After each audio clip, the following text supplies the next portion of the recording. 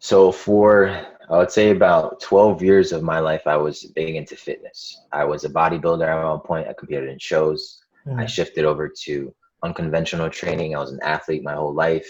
I mm, became a trainer. I've been in fitness my whole life. And that for me, movement, I call mm, movement is medicine. mm, Movement for me was that thing that I could always resort to and really just shift how I feel in the moment. If I'm getting all these thoughts, I just go lift. My mm, body releases the feel good chemicals and I show up different. mm, And I got injured, right? And I couldn't move. mm. And that became a problem. Welcome to the Better Man Podcast with Ivan and Sumedh. This podcast is all about how to be an optimal, conscious male in today's society. Join Ivan and Sumedh as they go deep into the rabbit hole of personal growth, mindset, social dynamics, and spirituality. Are you ready to be a better man? Welcome back to the Better Man Podcast with Ivan and Sumedh. We have a very special guest with us today, Mr. Voy. And how do you pronounce your last name, sir? WIACEK. Wiontek. Voy That's it. Wiontek. And he's the co-founder of Modern Renaissance Man, co-founder of We the Rivals, and founder of Primal Presence, on a mission to elevate and inspire the human experience through passion, compassion, humor, and style. What's up, brother? Yes, sir. Pleasure being on here, brother. Thank you so much for having me. It's truly a blessing. And I'm very excited to be on your show, man. Thank you again. Yeah, man, thanks for doing this. It's an honor to have you on. You know, we're at strange times right now, so we needed to get some leaders on here to show people the way, because it's confusing for a lot of people. So, yeah, thanks once again. Let's dive right in if you're open to that. Yeah, So, absolutely, man. all right, let's get it. So what actually began your journey? Like, I know this is probably, you get asked this at every interview, but it's always different every time. So, um, yeah. So what really got you into men's work in the first place, and what got you, yeah, being a leader in this space? Yeah, absolutely. So just to give you some context before I dive what kind of made the transition, I want to give you a little bit of my backstory Yeah, to absolutely. speak about what kind of led me down that path. So I was born and raised in Poland. Story, yeah. Yeah, absolutely. Born and raised in Poland Mm, in a village called the Village of the Wolves. Essentially 5 houses in the forest, secluded, really low key, no kids, just me and my brother going free, wild, mm, essentially wild. And there was a huge accident that happened where my sister was unfortunately killed. And it created a lot of tension in the family, specifically with the outer family. And it was so difficult for my mom, who essentially just really got depressed, man, especially after the death. And my father, he was a stoic, right? He was born a worker first, a father second. And if there was any time for emotion, he would then mm, express it. But in those days, we know, man, it was just all about getting food on the table, putting a roof over the head, and making sure everybody's okay and safe. So there's never time to express emotions. So he was always bottling everything in. And when my sister got killed, suppressing emotions, and he didn't know how to express, couldn't mm, deal with the pain. So he himself started drinking. And that was his way trying to escape, mm, right? Mom in a tough state, dad in a tough state. Obviously, the sister passing away, a lot of heavy energy, so we had to move. And my parents decided to move to the US. I came to the US, as you could imagine, Voy, this white kid living in a super ghetto town, mm. surrounded by Spanish and African Americans, which I made very good friends with, and it's probably why I'm so much into hip hop and that kind of swag. Awesome. But for a long period of time, I couldn't fit in, and all the habits that my parents had and the dragons that they didn't slay got passed on to me. All the generational trauma got passed on to me, Yeah. and I became a stoic myself. Just like the photo you mentioned, like that resting bitch face is definitely from my father's side. Mm, And as I was going through, my journey, I was having a hard time expressing. And that was building up anxiety. That was building up stress. That was making me quiet. At points, I was getting depressed. And although I could make a brotherhood connection, I never could really feel safe to express how I feel. Long story short, went to college for sales, dove into a degree that I had no fucking clue what I was doing, right? Started working for the government, started working in cybersecurity, started doing shit on the dark web, working with hackers, working with, the black market, really dope stuff. Got into a sales position, and that helped me kind of open up a show a little bit. And at that time, to give you a quick story, I was really searching for something deeper, right? And I just knew, although I'm making mad money at this job, this is not fulfilling me. And one day, right, I walk into the kitchen at this job, and this guy walks in, and I see him. I'm to give you a little story, I was the only guy rocking turtlenecks pretty much at that place. So I was kind of known at the Steve Jobs. And this guy from the other side of the company walks in, and he's rocking a turtleneck. And I always saw this guy, man, and I just could never connect with him. Something weird about this man, I could never connect with him. And he walked into that kitchen, and I saw him there, and I'm just looking at this guy, and I was just like, something about this dude, yo. So I'm making my coffee, and he goes, yo, boy. I look back, it's him. I'm like, yo, what's up, bro? He's like, you read books? I'm like, yeah, man, I'm huge into self-development. He's like, I'm starting a book club. Would you want to come through? I was like, fuck yeah, I'm in, bro. Send me the invite. Sends me the invite, and I show up at this guy's house. And we're just bullshitting, kicking it, and it's just me and him, because nobody else showed up. It's just me and him. And we're just diving deep below the surface shit, not the cars, not the girls, not the money, but like, what are you feeling, bro? What are you going through? Real deep shit. And we walked out of there, both of us just fucking alive. And I'm like, yo, we need to do this again. So we invited more friends. Nobody showed up, just me and him. And I was like, fuck it, bro, let's just keep going. If nobody shows up, it's for us. And then we did it again. And finally, one guy showed up. And his life was just transformed by that little session. And I'm like, yo, bro, I got to connect with this gym. The owner is a professional MMA fighter. He could be like a little guest speaker. Let's get like 10 guys in a room and see where this takes us. And he's like, let's fucking do it. And we both dove into that. And long story short, that's how the Modern Renaissance Man evolved. After that one little session in that gym, we had these men come up to me. And I had guys who were in their 40s, brother, coming up to me. And they're like, yo, this was the most powerful session I had in my life. Meanwhile, I'm like 26, and I'm like, bro, you could be my dad. You're coming to me telling me this? That's insane. And that's when I knew like that fire just started to burn. And we just started diving deeper into the men's work. And, I've been in essentially the work, I wouldn't say men's work, for like 8 years. So spirituality, meditation, breath work, human performance, all that type of shit. I've been doing that for 8 years. But like specifically this type of men's work is when it started with the Modern Renaissance Man. And that was almost 3 years ago. So that's dope. That's kind of a long but story. That's a really great story, man. Thank you for sharing that. And also from your heart, I can definitely see you transporting back to those memories as you're saying it. And yeah, it's really impactful, man.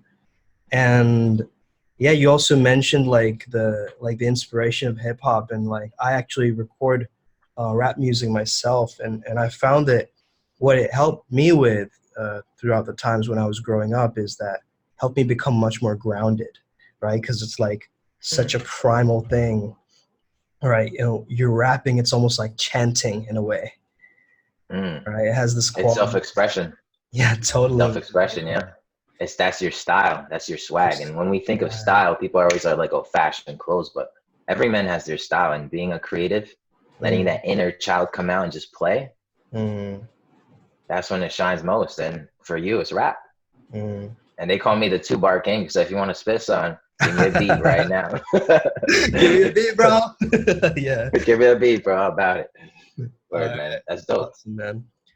So yeah, tell me a little bit about what people can do right now. So as a coach, from your whole experience in terms of delving into self-help and personal development work, high performance work, being associated with gyms and really leveling up that mind, body, as well as spirit, right, through the meditation and things like that. So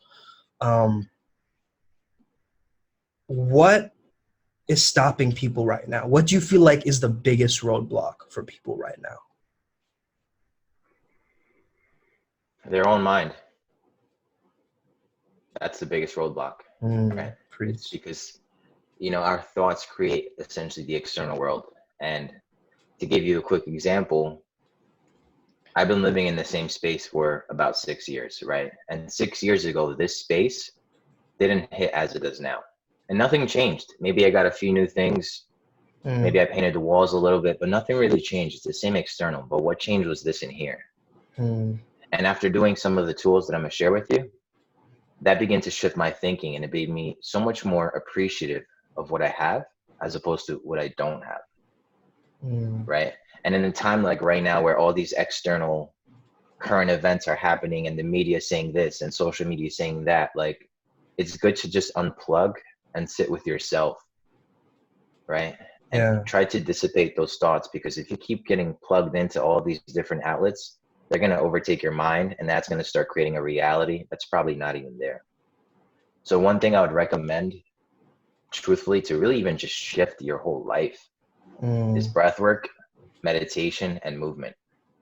Everybody has like all these different things like journaling, which is huge, which I recommend without a doubt. I journal every day.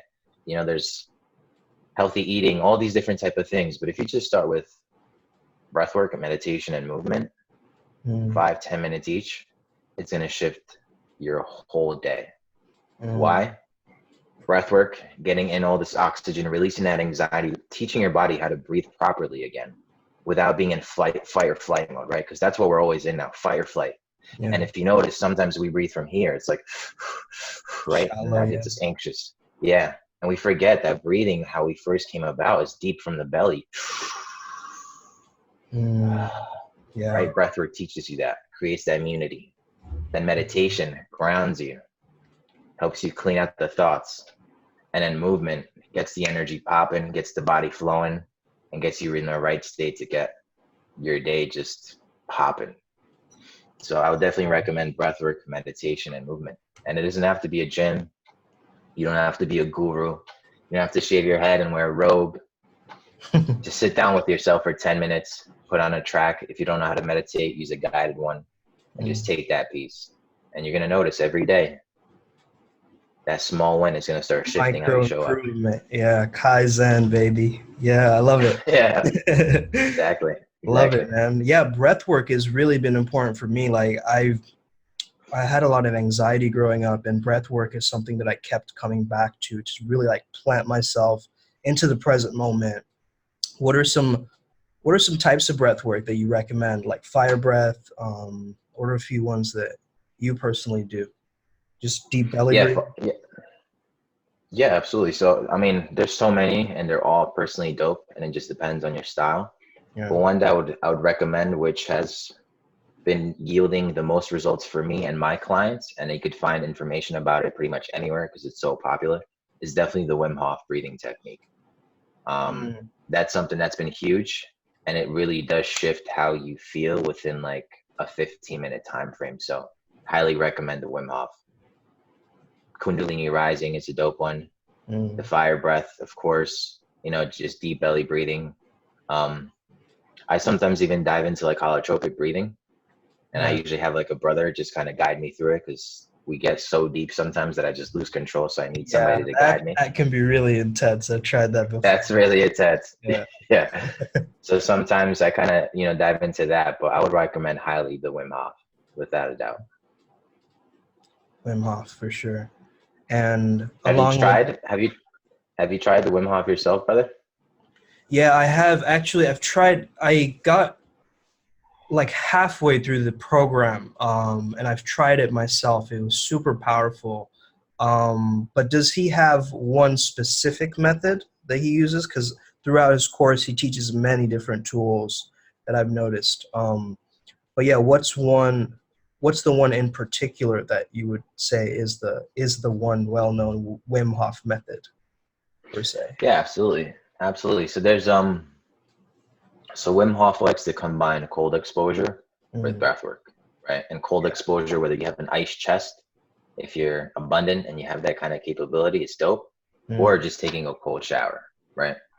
And he combines that with breath work. Now the Wim Hof method is essentially 3 rounds you could do 4, you could do 5, but I'm just going to go with the base. 3 rounds of 30 deep there's a minute to a minute 30 breath hold, a recovery breath. Sorry, brother, it got cut off for a second. What was the breath work? The pattern again? The numbers? Absolutely. So typically you would do 3 rounds of 30 breaths. And in each round, after the 30 breath, you take a deep inhale and you hold for as long as you want. Typically, people hold for a minute to a minute 30. And then once you need to take another deep breath, you take a recovery one. And then you squeeze the chakras, right? Or your intrinsic muscles to really release that DMT that we're so much fond of and we chase and we want to receive, because the DMT is going to allow you to see visuals, tap into source, tap into universe, God, Allah, whatever is your calling, your one, that helps you get that message clear and get those downloads dropped in. Yeah, I definitely have tried that breath work before. It is super powerful. Yeah, I can vouch for that for sure. Yeah.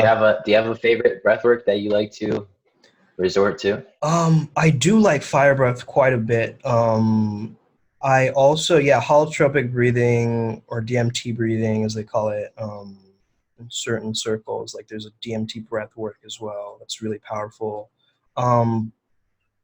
I generally just, like, sometimes I'll do breath work and I'll experiment with it. You know what I mean? So I'll like combine different ones together and see what works for me. I love in the sense of Wim Hof, where you're holding in that breath, because it's like allows that blood vessels to sort of like dilate and like build up all this energy. And then you can like send it to different parts of your body as you exhale, which is super powerful, that I've noticed.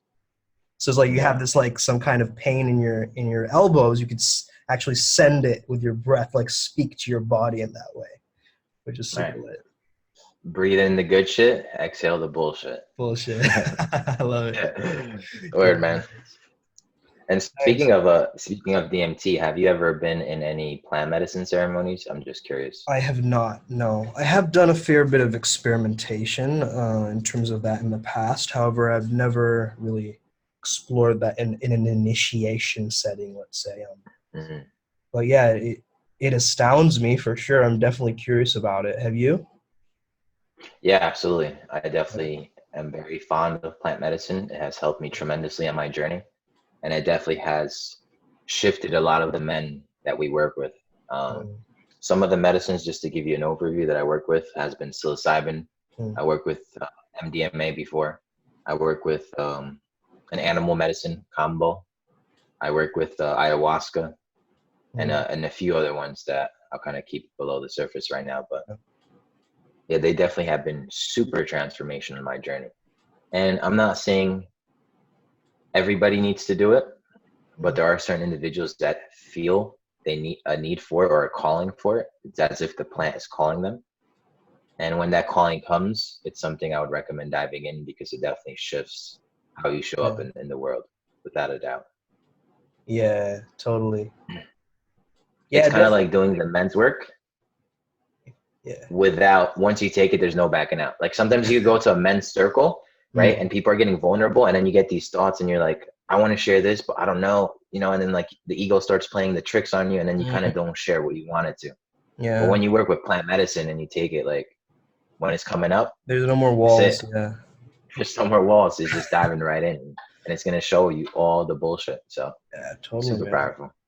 Definitely. Yeah, I'm very interested, because I am like, my whole background is in positive psychology and flow states. So yeah, definitely looking into like different ways to get to those peak states of consciousness. Like I have done my research and exploration and things like that. But yeah, there's something beautiful about that. And there's also the beauty of actually naturally producing like those chemicals with breath work and things like that, as you said. Like I've noticed that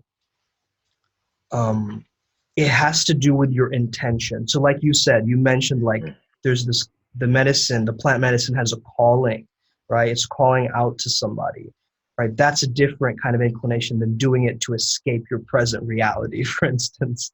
Right, exactly. You know what I mean? There's difference between going to EDC and doing a bag of shrooms and going to an actual ceremony and sitting with an intention, ready to do some deep inner work. Yeah, I couldn't agree more, brother.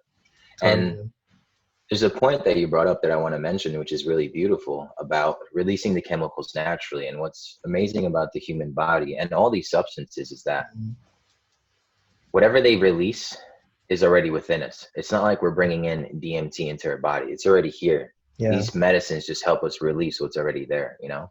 So it's like, it's crazy to think that what we see and the power that we hold within is stored here. We just need to tap in, whether that's through breath work, whether that's through meditation, whether that's through flow state, movement, plant medicine, whatever is your thing, or even hip hop. I'm sure sometimes when you get in such a deep ass flow state and you have the headphones and you're bumping and shit's just flowing through, you even know how it's dropping. You're like, yo. Yeah, you know when I'm saying? freestyling, for sure, man. Where? Let it go. And the bars just hit. The right moment. The bars just hit. You're in that flow state and it's just coming all out of here. You know, you're connected and it's just coming through. So it's like this it's non-resistant. fucking dope. Yeah. It's like this. It's funny because it's like a paradox almost, because it's so, like, it's skill, right? It's calculated and it's skillful, but then there's also like such a release and a letting go and like a process of just like letting the music take you, like, you know what I mean? So yeah, it's definitely the sweet spot for sure. Yeah. And it's also an ego death, right? When I'm worried about rapping, I'm not pretending to be Tupac or something, you know what I mean?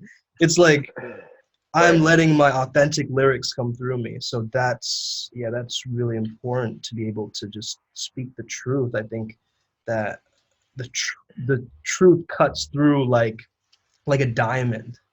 You know what I mean? Like, and we can lie to ourselves as much as we want, but it's never really gonna ultimately help us to make those breakthroughs, right? Those great transformations. When we're true to ourselves, it's like, that's when it starts to really kick in, especially, well, from personal experience. Have you gone through some similar experience, brother? In terms of breakthroughs?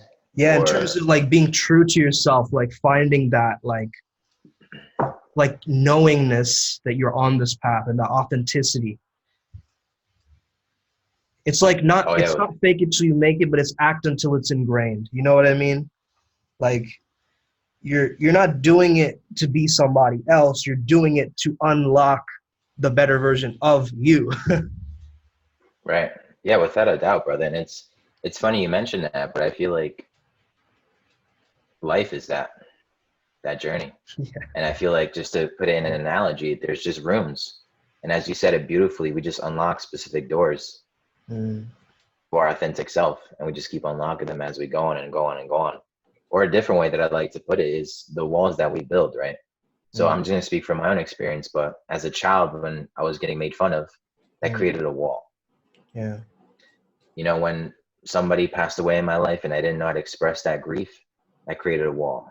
I was in a relationship and I didn't know how to speak to somebody, or whatever the case was, created a wall, right? And these walls are just being built. And the more walls you build, specifically as a man, because of society and how they view masculinity, we can't cry, we can't, express, we're going to be a bitch with this, that. It creates all these walls and we begin to kind of huddle in, right? And then what happens when we're huddled in, we get into a conversation with the wrong person and we just explode like a ticking time bomb, right? Yeah. Anger, rage, rape, all these type of different things that just don't serve us come out. So what do we need to do before that happens is break these walls. And it's similar to what you're saying, is just once you break them off, your authentic self begins to shine and you just feel you, you just feel you. So the life's journey, I think, is just taking these walls and reaching to that inner child. Because at the end of the day, you and I, all we want to do is just play. We just want to have fun. Yeah. That's all we want to do. We just want to have fun. Absolutely. Have you noticed a kind of pattern in terms of the men who are now, let's say, a part of that group? And, what is a common pattern that you've noticed from the different people who are coming to work with you? And it's funny I say work because you mentioned play. It is play, right? It's definitely an exploration. It's fun. But yeah, explain that to me a little bit. Like, what do you see as has been a common theme that's repeating with a lot of men? You mentioned that going inwards. I noticed that too. suppression. It's funny that we call it self-isolating right now, you know what I mean? Because it's like, yeah, guys do that to themselves sometimes. It's like, yeah, leave me alone. Let me play my video games. Let me distract and numb my mind with this random task that I'm doing right now, you know? And there's definitely that feeling of like, yeah, it's like self-administered pain medication, you know what I mean? It does feel good. It is a coping mechanism. So yeah, are there any other patterns that you've noticed besides like the suppression or the isolation? Yeah, and there's definitely a gem that you just dropped that I want to dive into real quick before we segue into that. And you mentioned isolation, and that's definitely a word that we come across a lot in the men's space. And I want to be very transparent and clear that there's a difference between isolation and solitude, right? A lot of us men go into isolation when we try to escape, just like you said perfectly. I'm going through some pain. I don't want to deal with it. Let me go smoke some weed. Let me go play some video games. Let me go lock myself in my room and just not talk to anybody, right? And that creates that suppression. Now, there's also solitude, where you do trust yourself. You are able to sit with yourself in quiet and peace, and you go away to find a deeper meaning of self, whether it's through reading, meditation, breath work, or just sitting in peace like a Buddha, right? Just being in peace by himself in solitude. So there's a difference between that. And I feel like a lot of men lean towards isolation as opposed to being okay with leaning into solitude.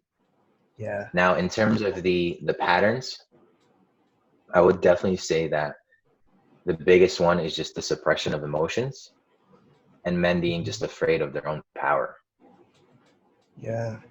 And when I speak about power, I'm not necessarily saying influence over others or being dominant or aggressive. When I speak about power, it is just self-control, right? I believe, in my experience, power is the mastery of self.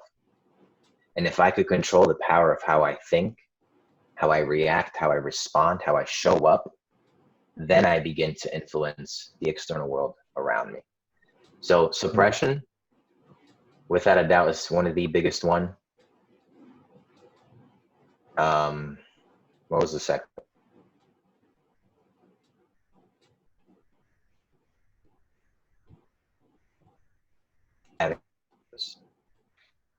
You froze for a second there. Yeah, the second one that you mentioned was power, right? Personal power, almost like that sense of self-mastery or self-control. Yeah, so that was the second one. And then the third one would be purpose, not having a life, true, deep life purpose. Yeah. Because as a man, that is extremely important, extremely.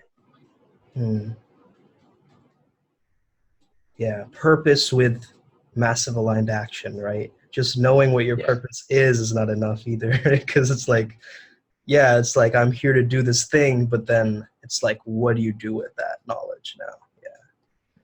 Yeah, and just to break that down a little bit deeper, to speak on the feminine and the masculine energies, if we break everything down, like the visions, the goals, the ideas, the money, the cars, just deep down into the core essence of the feminine energy, their mission in life is to have love.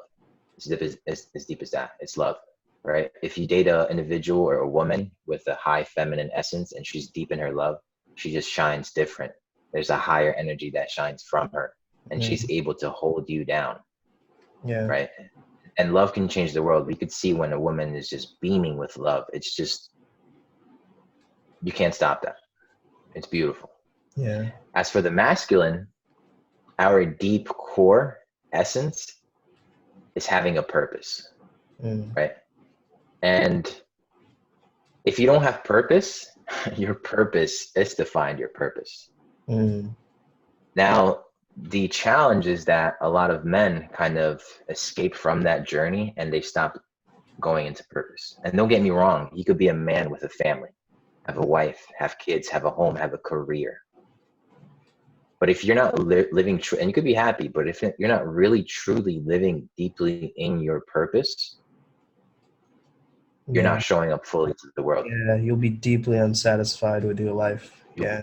Yep, without a doubt. And I see that in you know, unfortunately, in my own father, although he has been able to provide an amazing home and he's been able to raise us, I could see that since he's not living in his purpose, He just shows up different, you Mm. know, and it's kind of like a pattern he's in now. He goes to work, comes home, watches TV or the computer to escape Mm. from, the pain that's going through of him not living his dream. Mm. Yeah, it's quite a sad reality for a lot of people, and especially like right now, a lot of people's job security is threatened. So it's like, now the laptop lifestyle that all these entrepreneurs and are talking about is like actually making sense, and starting to, I mean, don't get me wrong, there are some entrepreneurs out there. I was going to make a post about this today, but come join my mastermind. Like, let me invite you to my live webinar, which is like pre-recorded. Or like, look at my garage, bro. And then there's like all these rented cars. And so yeah, that definitely, I feel like right now when there's a pandemic in place, it's like it's shifting from that let's make six figures thing. Like in terms of Maslow's hierarchy, you know what I mean? Like we're not looking for the self-actualization at a time of crisis. We're going all the way back down to safety. You know what I mean? So we kind of have to like reinvent ourselves in this moment. It's like, you got to kind of like repurpose and find like if you have a program or something, it's like, how is that program providing value to the people who are suffering right now, right? And Yeah, absolutely. Issue, yeah. Absolutely. And to be quite honest, like it's possible, I'm doing it. I've been doing it for a few years now. And if I could do it, anybody else could do it. Mm-hmm. And the challenge that a lot of us face is that we feel like we're not ready, and if we feel like we're not ready, we're never going to be ready. You just got to step in and do it. Right. Mm-hmm. And if you could be just 3 steps ahead of somebody else, you're able to teach, you're able to coach. And I feel like a lot of people are at this moment not stepping into their power and not providing their service. And they're actually being of disservice to the people who need it. Because there's so many people that could use help and guidance from leaders like yourself, leaders like myself. And it's up to us to step in and offer that. And there's some great experts in the fields right now that are afraid to show up and step into that leadership position when we need them. And that could essentially transform their whole life, and they could live the laptop lifestyle where they work for themselves, they travel the world, they create their own schedule, and they get to be of service where they change people's lives. So now's the time, and I feel like this is a massive opportunity for individuals to not be afraid, but to be stepping in to that self-control, working on, as you said, the safety, the foundation. Start building the foundation now. So when this shit passes, you can start building the house, and we just go up. We just go up. Totally, man. So I want to ask you a little bit of a abstract question. Do you believe in the idea of destiny? What is your idea about destiny? And do you feel like it's under one's control? Do you feel like it's set in stone? Do you feel like there's we can modify it? What is your idea? Just when I say that word, what comes up for you? Yeah, that's a great question, brother. That's a very deep question as well. I know. And I've been asked this question many times. I've been asked this question many times, and it's very, for me, challenging to really.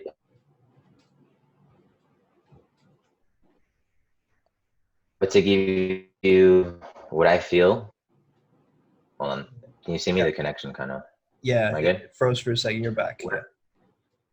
What I feel currently with destiny is that I feel it could be modified. That's essentially what I'm leaning towards. And I believe that there is a path laid out, and you could go down that path, or you could choose different avenues to pretty much essentially reach the same goal, just in a different way. Yeah, and it's very difficult, like I said, to really dive deep. It is a profound question, yeah. It is. Yeah. Honestly, I wouldn't know how to answer it, yeah. But wanted to kind of break you out of your like comfort zone of question asking a little bit.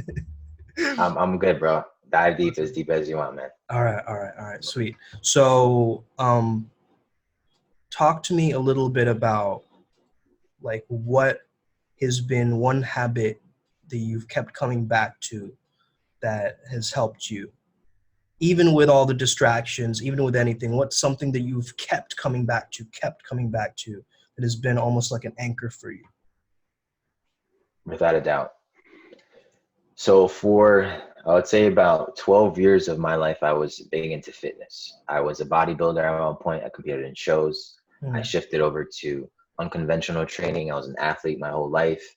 I became a trainer. I've been in fitness my whole life. And that for me, movement, I call movement is medicine.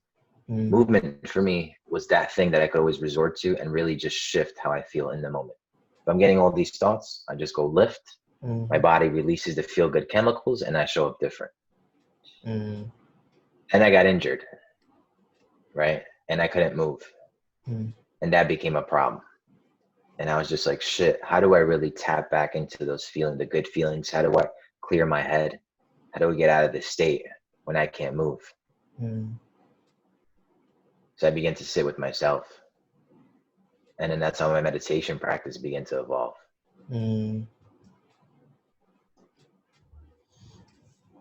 Meditation was essentially the number one thing that I could always resort to no matter what. I don't need headphones. I don't need to be at a theater. I don't need people to help me with this. I don't need tools. I could just sit, breathe, and my life begins to change.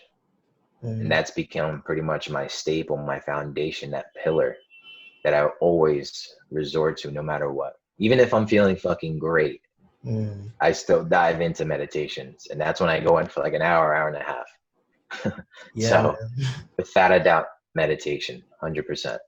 Awesome. And it's almost like, it reminds me of like a yogi, right? Who like takes the practice into their own life. Like, how have you felt like throughout meditating? Like, how has that sort of shifted your days, or how has it been impacting? Because we can get present for like 5 minutes in a meditation, but it's like, can we maintain that mindfulness throughout the day? Right. Right. So how have you been able to get mindful throughout the day, and how has it been able to, like, as meditation as a practice, as a lifestyle change, like what are the benefits that you've noticed in the long term? Yeah, absolutely. It's a great question. So the benefits of meditation that from my experience I personally felt has been without a doubt clarity, has been without a doubt less anxiety, calmness, and mindfulness, right? To give you an example, an everyday example of how this shows up or feels, the first week of meditation that I did, backstory, I couldn't do it. I was like, there's no fucking way that I could sit here by myself, clear my thoughts, right? I'm an entrepreneur. I got so much shit. I don't have time to just sit right now. Like, it's crazy. And I gave up on it. I'll be honest. And I came back to it again, gave up on it, came back to it again, gave up on it. And I just couldn't continue. And then one day my friend showed me an app and I was like, you know what? Let me just continue using this app. And this app literally started to make it easier for me to do it. And I began meditating on a consecutive basis. And after 2 weeks, typically I would drive my car. Somebody would cut me off and road rage. Like, what the fuck, man? Like, yo, you almost killed me, bro. You're crazy. All this type of shit, spilling coffee in the car. Like, shit, I'm late for work. Like, fuck, right? Fuck. After a week of meditation, I noticed I got in a similar situation. Some guy went, cut me off, and I was like, oh, shit. I was driving, and I just looked into the mirror, and I was like, is my car good? I'm good. Am I good? I'm good. All right, I'm good. And I just kept it moving. You know, none of those emotions of anger, of fear, of rage came about. It was just a quick of like, oh shit, am I good? Yeah, I'm good. And then I just started to show up differently. And the crazy thing about meditation for me, brother, is that I always tried to, at one point, push it onto everybody else to transform my life, but they just weren't ready for it. So I retracted back, and a mentor of mine just said, continue doing the work yourself, right? Yeah. And once the student is ready, the teacher will come. Mm-hmm. And as I started getting deeper and deeper into these practices, the way I showed up started to shift people, right? And to give you a perfect example, my mother, who was, heavily depressed at one point, was going through anxiety, and she still has anxiety, but it's much better. Mm-hmm. Me showing up in a space now where I'm calm, grounded, and she feels safe around my energy, she could then express herself a lot more deeply, Yeah. which gives her healing, and gives her calmness. And now my mom actually tries meditation because of the fact that I show up different, and it Yeah. just becomes like a trickle effect, Right. It's funny that it's called inspiration because the word inspire means like breathe, right? Word is crazy. That's That's cool. without a doubt. Yeah, man. How So about you, brother? Do you yeah, meditate? I have a meditation practice. I like to use binaural beats or like brainwave entrainment Mm. to really help me get into the zone at times. However, yeah, just sitting with myself, making my mind silent, being reflective is super important for me. Just being in silence anytime, usually like right before I go to sleep or right before, like right about the time when I wake up is when the subconscious mind is so active, right? I've recently Right. like told myself that I'm gonna have like I am affirmations rather than an alarm clock wake me up. You know what I mean? Yeah. Because it's like it's alarm clock is alarming, right? There's a fire alarm, car alarm, burglar alarm. So it's like if we give ourselves a wake up call instead of an alarm, it's like it's gonna impact our subconscious mind in such a more powerful way. Actually, man, there's a thing happening in like 10 hours, like maybe 11 hours, 10 hours from now, which is a call for 1 million meditators across the world to meditate. And if you'd love to be a part of that, man, I'd love to send you over the link, and just everybody tuning in, having an intention can really shift the collective consciousness, I believe. So yeah, I definitely want to push this onto people too. You know what I mean? Like, it sounds Yeah, like, I'm definitely familiar with that. Yeah, my whole circle is on that, so I would love to get the link. I yeah, already have it in my calendar, but if you want to share it again, without a doubt. awesome. And I'd love to actually share with you once we get off this call. I produce some of my own meditations and breathworks, which I Okay. have took a lot of time to kind of develop to really help you tap into the theta or subconscious mind and get you there in the fastest way that I think is possible. So I would love to share that with you after, and then get some insight on how you feel when you try it out. So Awesome, brother. I would love that. Yeah. Yeah, and I'd love to give some value back in terms of the stuff that I've been using too, and the brainwave entrainment stuff. Yeah, that's yeah, awesome, without a doubt, man, I'm open to all that shit. man. Without a doubt. Awesome, Without a brother. doubt. So, this has been an amazing conversation, man. You've given a lot of value for the people listening. Um, if you had to yell a message into a megaphone and the whole universe could hear it, what is it that you'd say to them? 2 words. I decide. Awesome, man. Everything that's going on right now, you decide. Mm, And that's how I show up. That's my little affirmation. How I show up in the world, I decide. How I live my life, I decide. If something happens and this energy builds up, who decides how they feel? You do, not the external environment, yeah, right? I totally. decide. If I could just say 2 things, is I decide. Great, man. I love that. It reverberates. Awesome. So, how can people get in touch with you, Voy? Yeah, this is your time to plug yourself. Any products you have working on, any, offers you have going on for people. How can people get in touch with you, man? Yeah, absolutely. And I appreciate you creating this space for me to do so, man. It's very empowering. So once again, thank you. Anybody that is interested in my work or wants to get deeper into finding maybe their purpose, their power, or performance, I am launching the next round of my actual coaching program, Super Transformational Results, 12 weeks where we dive deep into all the techniques and modalities to really put you on the path to a better you. They could find more information at VOY_official. So at Voy_official. Mhm. And in my bio, the movement, the Modern Renaissance Man, is there as well. You could jump into that, figure out, or not figure out, find out more info on our upcoming events. We're going to be having retreats. We're going to be building an actual platform to provide some great value for all the men out there so we could stay connected and dive deeper into any of the topics we mentioned, whether it's men's work, breath work, meditation, movement, self-expression, style. I'm all about it. I'm all ears. Shoot me a DM. Let's talk. Let's vibe. Let's get it. Awesome, man. I love it. Thank you guys for tuning in to the Better Man podcast. Leave us a review on iTunes or Apple Podcast if you can. And have an amazing rest of your day. May the flow be with you and stay legendary.